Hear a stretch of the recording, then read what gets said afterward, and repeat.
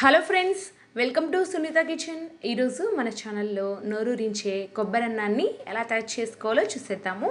చాలా రుచిగా ఈజీగా తయారు చేసుకోవచ్చు అండి. పిల్లలు పెద్దలు చాలా ఇష్టంగా తినే రెసిపీ ఇది. ఇప్పుడు తయారీ విధానాన్ని సింపుల్గా చూసేద్దాము. ముందుగా అయితే స్టవ్ వెలిగించి మందంగా ఉన్నటువంటి ఒక కడాయి కానీ ప్యాన్ కానీ పెట్టుకొని 1 టేబుల్ స్పూన్ దాకా నూనె, 1 టేబుల్ స్పూన్ దాకా నెయ్యి వేసి వేడి చేసుకోవాలి. మీకు నెయ్యి ఇష్టం లేకపోతే మొత్తం ఆయిల్తో చేసుకున్నా పర్వాలేదండి. ఈ నెయ్యి ఆయిల్ బాగా వేడెక్కిన తర్వాత ఇందులోకి 1 టేబుల్ స్పూన్ దాకా మినపప్పు, శనగపప్పు, 1 టీ స్పూన్ దాకా ఆవాలు, జీలకర్ర వేసి దోరగా వేయించుకోవాలి. పోపు దినుసులన్నింటినీ కూడా ఇలాంటి రైస్ రెసిపీస్ చేసుకునేటప్పుడు పోపు దినుసులు ఎక్కువగా ఉండేలా చూసుకోండి, పిల్లలు ఇష్టంగా తింటారు. ఇవి వేగిన తర్వాత ఒక 3 టేబుల్ స్పూన్ల దాకా పల్లీలు, అలాగే కొద్దిగా జీడిపప్పు వేసానండి. జీడిపప్పు అనేది పూర్తిగా ఆప్షనల్ మాత్రమే. ఇక్కడ ఒక చిటికెడు ఇంగువ కూడా యాడ్ చేస్తున్నానండి. ఇంగువ యాడ్ చేయడం వల్ల మనం చేసే రెసిపీకి ఎక్స్ట్రా ఫ్లేవర్ని ఇస్తుంది. అలాగే ఎండుమిర్చి ఒక 2-3, అలాగే పచ్చిమిర్చి ఒక 4-5 ఇలాగ మధ్యలోకి ఘాటు పెట్టుకొని యాడ్ చేసుకోండి. ఇందులోకి మనం డైరెక్ట్గా కారం వేయం కాబట్టి ఎండుమిర్చి, పచ్చిమిర్చి 2 వేసారంటే స్పైసీనెస్ అనేది సరిపోతుంది. తర్వాత 2 రెమ్మల కరివేపాకును వేసి బాగా వేయించుకోండి. ఒక 2 నిమిషాల పాటు వేయించుకున్న తర్వాత చూస్తే పచ్చిమిర్చి, ఎండుమిర్చి అన్నీ కూడా చక్కగా వేగిపోయాయి.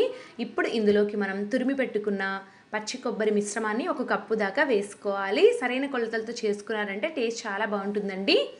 ఇక్కడ నేను పచ్చి కొబ్బరిని సన్నగా తురిమానండి. ఇలా వీలైతే ఇలాగే వేసుకోవచ్చు, లేదా గ్రైండ్ చేసుకొని రవ్వలాగా యాడ్ చేసుకున్నా పర్వాలేదండి. అలాగే మనం ఇక్కడే రుచికి సరిపడా ఉప్పు కూడా యాడ్ చేసుకొని ఈ పచ్చి కొబ్బరిని ఇలాగే కలుపుకుంటూ 1 నిమిషం పాటు వేయించుకోవాలి. 1 నిమిషం తర్వాత చూస్తే లైట్గా కలర్ చేంజ్ అయ్యింది చూడండి, ఎర్రగా అయింది కదా. ఇలా అయిన వెంటనే మనం ఉడికించి చల్లారబెట్టుకున్నటువంటి అన్నాన్ని వేసుకోవాలి. ఇక్కడ నేను 3 కప్పుల రైస్ని వాడుతున్నాను. ఇలాగా పొడి పొడిలాడే విధంగా ఉడికించి పెట్టుకోవాలండి. కాస్త చల్లారనివ్వండి అన్నాన్ని, మరి వేడిగా అయితే వేయకండి. చల్లారబెట్టుకున్న అన్నాన్ని వేసిన తర్వాత ఇలాగ బాగా కలుపుకోవాలి. ఈ పచ్చి కొబ్బరి మిశ్రమం ఈ అన్నానికి పట్టేలాగా బాగా కలుపుకోవాలి. ఇలా కలుపుకున్న తర్వాత ఒకసారి సాల్ట్ అనేది చెక్ చేసుకోండి, సరిపోకపోతే ఇక్కడే యాడ్ చేసుకోవాలి. ఇక్కడ కరెక్ట్గా సరిపోయింది. ఇప్పుడైతే మూత పెట్టేసి ఒక 2 నిమిషాల పాటు మీడియం ఫ్లేమ్లో కానీ లో ఫ్లేమ్లో కానీ ఉడికించండి. అన్నం కూడా బాగా వేడెక్కి ఈ ఫ్లేవర్స్ అన్నీ కూడా బాగా పడతాయండి. ఒక 2 నిమిషాల తర్వాత మూత తీసి చూద్దాము. కొబ్బరి అన్నం అనేది వేడివేడిగా రెడీ అయిపోయింది. ఇప్పుడు వేడివేడిగా ఈ కొబ్బరి అన్నాన్ని సర్వింగ్ ప్లేట్లోకి తీసేసుకొని వేడివేడిగా సర్వ్ చేసుకోండి. చాలా బాగుంటుందండి. ఈ కొబ్బరి అన్నాన్ని చాలా సింపుల్గా తయారు